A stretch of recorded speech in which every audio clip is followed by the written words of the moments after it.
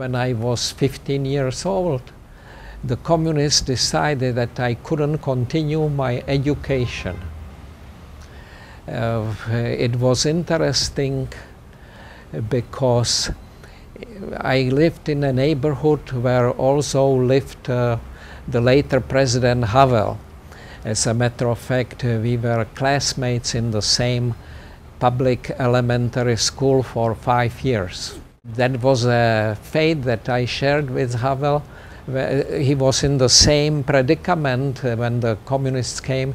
He was also not allowed to go to school, and he worked in a brewery, from what I remember. I think for a while in a chemical factory and later in a brewery. Some of his plays refer to this.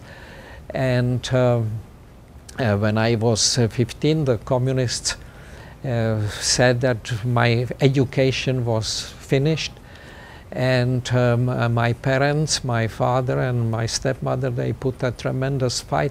Everything failed, but of course then my stepmother prevailed because she figured out a way to move me out of Prague into the village where she was a school teacher, and she knew everybody and everybody knew her.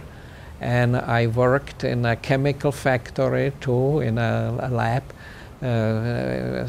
Polana Neratovice, a chemical factory in a small town called Křinec. And I worked there for a year, and after a year I was no longer a bourgeois element, but the working class decided that I needed to further my education. So they sent me to a gymnasium, but the only concession I had to make was that I couldn't return back to Prague, so I went to a gymnasium in Nymburk.